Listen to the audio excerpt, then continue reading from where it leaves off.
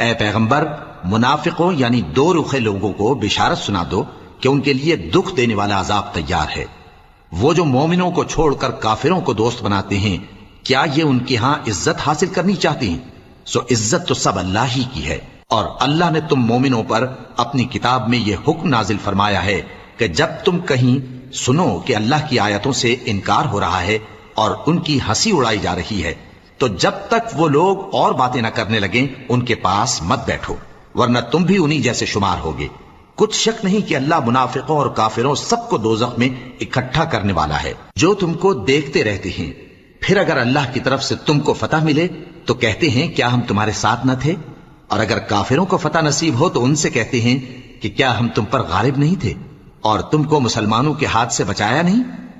اب اللہ تم سب میں قیامت کے دن فیصلہ کر دے گا، اور اللہ کافروں کو مومنوں پر ہرگز غلبہ نہیں دے گا۔